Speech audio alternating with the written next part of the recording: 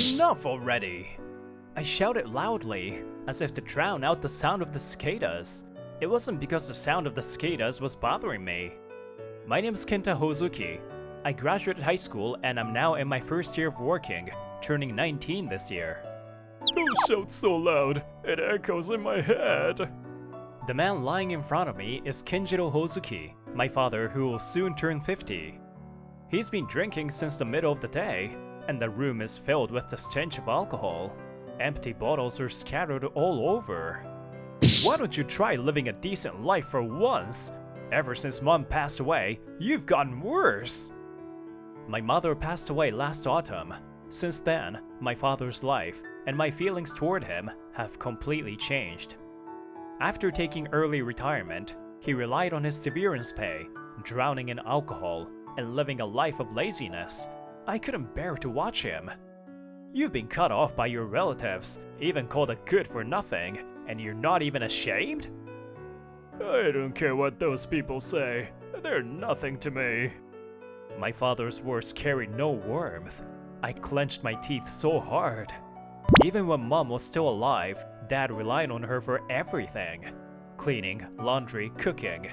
She did everything on her own, like it was nothing. I didn't notice anything strange about it until I was in elementary school. Mom, I'll help you. Oh my, thank you, Kenta. Meanwhile, Dad was always drinking, getting into fights outside, lending large sums of money to friends only to be betrayed, and even getting scammed into becoming a guarantor for someone. He was a man constantly surrounded by trouble. I always thought Mom was crying behind that smile of hers. I can't take it anymore. The emotions I had been holding back for so long welled up, spurred on by the sound of the cicadas. Dad, because of you, Mom had such a hard time. She was always stuck between you and the relatives. I've watched her suffer for so long. Maybe so. My father's careless voice finally pushed my anger beyond the boiling point. And then, I'm never coming back to this house again. Do whatever you want. You worthless piece of trash! I said that and ran out of the house. It might have been the first time I had ever said something so awful to my father. The strong sunlight burned my skin as I ran aimlessly through the familiar streets of my hometown. It's hot. I woke up to the sound of cicadas and the oppressive heat. It seemed I had fallen asleep. Don't show up in my dreams. It's been 8 years since I left home, and now it's the third summer since that worthless man passed away. In the end, I never went back home, and we parted ways after that fight. Guess I should visit the grave. It's the Obon season. I'm off work right now, and I muttered to myself as I reluctantly got ready to leave. The place where my parents' graves are located is in my hometown. I currently live alone, a few train stations away. The strong sunlight burned my skin as I headed towards the station. Now that I think about it, every year, someone places flowers on the grave before I do. Dad was cut off by our relatives, so it must be a friend of his or something. I wonder if the flowers are there again this year, I thought as I headed to the grave. A young woman I didn't recognize was standing in front of my parents' grave. Could you be... The woman looked at me with wide eyes. Did she know who I was? Nice to meet you. You're Kenta Hozuki, right? I finally met you. I've been visiting Mr. Kenjihiro's grave for a while. I was hoping I might meet you someday. So you're the one who's been placing flowers on my father's grave? Yes. Mr. Kenjihiro was my benefactor.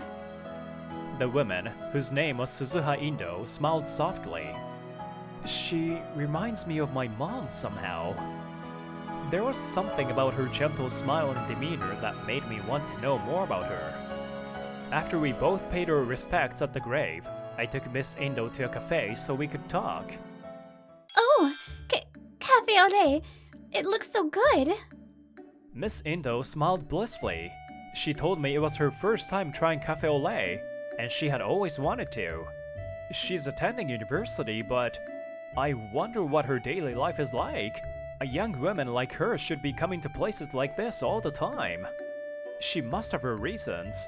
I watched her enjoy the drink for a while before getting to the main topic. I used to spend a lot of time at Mr. Kenjiro's house. My home wasn't a place where I could relax and be at ease. It seemed she had family issues. My father's house was a safe place for her to escape to. Mr. Kenjihiro was very kind.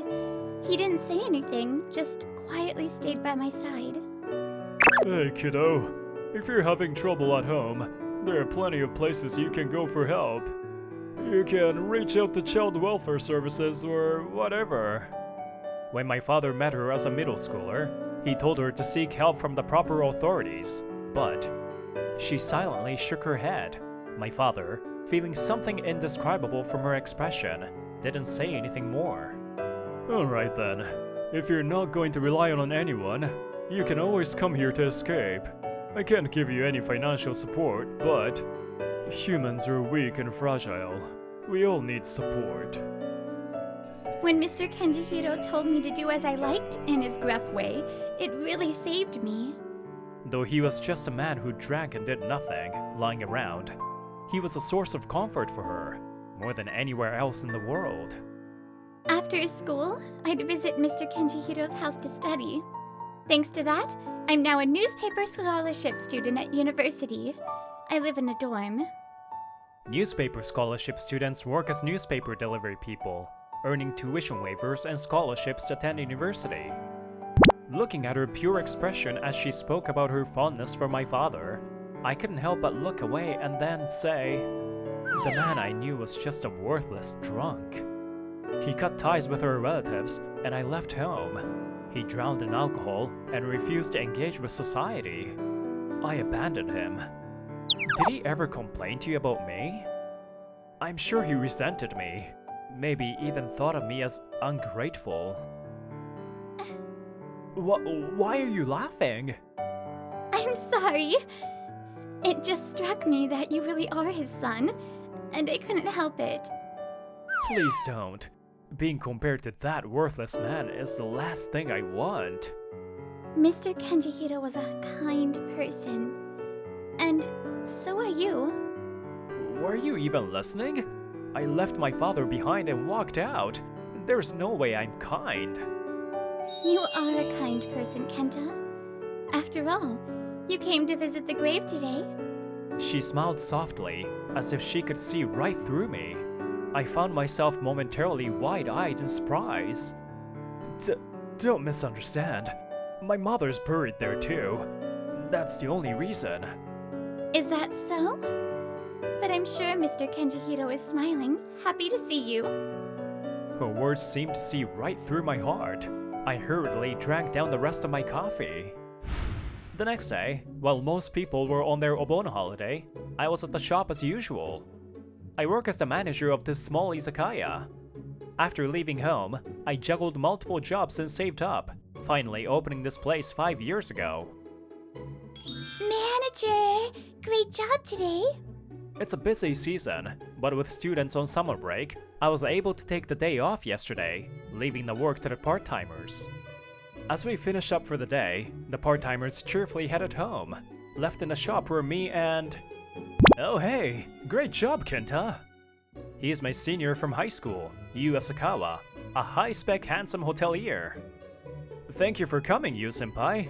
The shop is already closed, so please, take your time and relax. Thanks! Sorry for dropping by out of the blue, but I met you the other day, and I just really wanted to catch up. Yes, we ran into each other at the florist when I went back to my hometown to buy flowers for the grave visit. He's a hotelier by profession, but he was helping out at a friend's flower shop. So you finally met the person who's been visiting the grave every year, huh? What a coincidence! After chatting with Yu-senpai for a bit inside the shop, we stepped outside, continuing our conversation. And there she was, Suzuha Indo, whom I had just met the day before. She seemed to be arguing with a woman who appeared to be her mother. Suzuha, that weird old man isn't with you anymore, huh? He was so annoying. Always getting in the way when I wanted to contact you. Oh, Did he finally kick the bucket? He sure didn't look healthy at all. Mom, please don't say things like that. A man who seemed far too young to be Suzuha's father stood next to her mother. The strong scent of perfume wafted through the night air. Oh, that expression. So he really did die. Don't make such a scary face. He was such a nuisance, trying to keep me from seeing my daughter. Now that he's gone, I can finally come see you again. Oh, I'm so relieved. Don't worry, sweetie. I'll be sure to ask for your help again when I need it. You're my precious little Suzuha. Seeing Suzuha on the verge of tears, I finally decided to intervene. Excuse me, ma'am. Please refrain from causing a scene in front of the shop. Kenta? Huh? Who do you think you are? I'm just talking to my daughter. Can't you see she's distressed and on the verge of tears? This is too much. What? I was finally rid of that drunk who kept sticking his nose into our business, and now you? She must have been talking about my father, the drunk. Kenta, take her inside the shop. I've got something to take care of, so I'll head out after that. Just help her out. Thank you, Yu-senpai. No problem. I'll be in touch. Now then, how do I deal with this situation? At that moment, I had no idea what Yu-senpai was thinking. Miss Indo, are you alright? You shouldn't be out alone in a place like that at this hour. Once inside, I gently tried to ask Miss Indo about the situation. I'm sorry. I found out where you worked yesterday, so I came to see you. But I was too embarrassed to enter during business hours. But there was something I really needed to give you, so I waited outside. Given how tightly she manages her finances, entering an izakaya must have been a stretch for Miss Indo. Are you hungry? I can make something for you. At Miss Indo's request, I made her omurice. She seemed so happy, savoring every bite. Thank you for the meal, Kenta. Here, this is what I wanted to give you. With that, she handed me a letter. The envelope was tremblingly inscribed with Kenta. It's a letter from Mr. Kenjihiro. I haven't read it, so whether or not you choose to is up to you. I couldn't bring myself to open the envelope right away. I thought it might be filled with resentment and bitterness. I'll read it when I feel ready. Thank you for bringing it to me. A few days later, on the final day of the local festival, I returned to my hometown again. Thank you, Kenta, for indulging my selfish request. It's no problem. I haven't been to this festival in ages either. Not since I was a kid. When we parted the other day, Miss Indo had asked me to watch the fireworks with her on the last day of the festival. I suggested we take a look around the stalls while we were there. Look, Kenta! There's a shooting game! A shooting game? That brings back memories. But why is there such a crowd? Wow! Big brother got another one! So cool! He's like a prince! Yeah! Watching a handsome guy play shooting games, it's the best reward. What are you doing, Yu-senpai? There, in the middle of the crowd, was Yu-senpai, apparently helping out a friend with the shooting game stall. After a while, Yu-senpai kindly let us sit behind the stall, where we enjoyed some festival food and took a break. Suzuha, I finally found you. Mom? It was Suzuha's mother, breathless and clearly having searched high and low for her. Suzuha, I need your help again. Your mom's run into some financial trouble. But I just transferred money to you not long ago. So this is Suzuha's mother's true nature, and this is why my father helped Suzuha. Jeez, you reek of alcohol. What's your problem? Mind your own business. This was 6 years ago, back when Suzuha was still in middle school. Her mother was trying to force her to work. My father, who happened to witness the scene, chased Suzuha's mother away and offered Suzuha a place to escape. That was his way of helping Suzuha Indo. Come on, you're getting free tuition and don't have to worry about a place to live. It's only natural for a child to repay their parents. Isn't that right, Suzuha? You're such a good girl. Sure, repaying your parents is important, but it's different when the parent forces it on the child. Ah, you're that guy from before, right? What's your deal? Have you taken a liking to my Suzuha? Fine, go ahead and marry her, but in return, you'll have to start repaying me too. If it weren't for me, she wouldn't be here. You should be grateful. Enough already! What's gotten into you, Suzuha? Why are you yelling at me all of a sudden? You scared me! Mom, I've always been happy that you needed me. I felt like I had a place in this world because I could be by your side. I didn't go to the child consultation center because I knew they'd get mad at you, so I ran to Mr. Kenjiro's place instead. Our feelings towards our parents are complicated and difficult to put into words. Deep, complex, and sometimes troublesome. But after spending time with Mr. Kenjiro and meeting Kenta, I finally realized something. A life bound by you isn't my life. I'm graduating from being your daughter. What are you talking about? Who do you think raised you all this time? A child's duty is to repay their parents. Hearing Suzuha's words, I stood in front of her mother. I had no more doubts. She's still a student. She studied hard and got into school without relying on you. I heard that you've been making her transfer almost all of her earnings from her newspaper delivery job to you every month. So what? It's not unusual for kids to send money to their parents. It happens all the time. Maybe so, but your case is different. You've been exploiting your daughter without caring about her struggles or happiness. Always wearing the same white dress, her eyes lighting up over cafe au lait. Tearing up with joy at the thought of going to the festival. She's been cutting back her own life just to send you money. I want to help her. How much? How much money are you planning to squeeze out of her for the rest of her life? Are you really planning to keep exploiting her forever? Of course not. Well, let's see. At least 2 million yen should do it. Think about it. It cost a lot more to raise her. I'm just asking for what's rightfully mine. She probably thinks it's impossible. She's throwing out an arbitrary number, hoping to scare me off. Is that so? Well then, if I pay you 2 million yen all at once, will you promise not to take anything else from her? My words caused both Suzuha and her mother to widen their eyes in surprise. As Suzuha looked troubled, her mother burst into triumphant laughter. There's no way a student like her could come up with that kind of money all at once. Or are you going to pay it? If you can pay it all at once, I'll cut all ties with her, no problem. She smirked, confident she had the upper hand. But this time, I would save Suzuha in place of my father. I'll pay it, 2 million yen, so promise me you won't take anything more from her. I had savings set aside for renovating the shop. I could use a portion of that.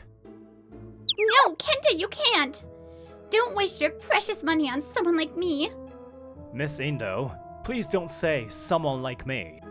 You know, meeting you has felt like a huge weight has been lifted from my heart. I never reconciled with him, and that's weighed on me heavily all this time. You've told me things about him that I never knew. This has been a priceless gift in my life, something that money can't buy. Thank you for being there for my useless father and seeing him through to the end. I'll transfer the money by tomorrow, and I've recorded everything we discussed here. I don't know how you tracked her down, but don't try to get close to her again, or you'll regret it. Wait, Suzuha! You're not serious, are you? No, if I end up all alone, who will I turn to? That is not our concern anymore. Goodbye. Leaving her mother collapse on the ground, Suzuha and I walked away. Kenta, about what you said earlier. It's fine. I made my decision. My father's final act was to protect you, so now it's my turn to protect you. As the time for fireworks approached, we arrived at the spot where I used to watch them with my parents as a child. I finally took out the letter from my father, which I had been unable to read until now. That letter? Yeah, I think I'll read it when the fireworks go off. Thanks to you, I finally have the courage to face my father. Even though it's way too late now. The sound of the fireworks drowns out the cicadas and my racing heart. The sky is filled with the brilliant blue of the fireworks. I'm sure those beautiful souls returning to their loved ones are being illuminated on their way back. Taking a deep breath, I open the letter. What the hell is this? From deep within my memories, a scene rises to the surface. It's the happiness I've been searching for all this time. Hey, honey, Kenta's sleeping with his belly out again. Oh my. Just like you, huh? What a restless sleeper. Jeez, what are we gonna do with him? How could I have forgotten such a gentle memory? Don't sleep with your belly out, Kenta. Shut up, you dumb old man. There it was, in his awkward handwriting, his familiar nagging words. It was the immense love from my good-for-nothing father. I can never speak to my father again. Once someone's gone, you can't see them anymore. Now, I'm turning that deep regret into my greatest gratitude and sending it to him. What happened next was an event that pushed Suzuha's already despairing mother into even greater hopelessness. Miss Takari Indo? Nice to meet you. You are? How do you know who I am? We met a little while ago, didn't we? Oh, what? Wait, are you? Are you interested in me? You're quite handsome, so I wouldn't mind. Don't get the wrong idea. You clicked the rifle he had aimed at Takari Indo. What? You and another guy came to my hotel recently, didn't you? I thought I recognized you from somewhere. So, I used some connections to do a little digging. Turns out the guy you were with at the izakaya was your fiancé, right? That's... It's strange, don't you think? Staying in a double bedroom with another man while you're engaged? Or is that guy the real deal? Yu-senpai grinned as he cheerfully pressed her for answers. His wide connections and quick thinking were truly a cheat code. He's not someone you want to make an enemy of. Takari Indo was shaking uncontrollably. I am so sorry.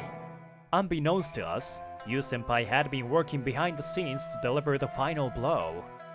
When I saw that the payment I transferred as hush money had been refunded the next day, I finally understood. A few years later, I married Suzuha Indo after she successfully graduated from university. We now happily run the shop together. Suzuha insisted on repaying me for the money I paid her mother, even though it was refunded. She wouldn't take no for an answer. Of course, her mother hasn't shown up since. I hear she's been living in hiding, fearing retribution from the man she wronged over the years. You two really make a great couple, such lovebirds.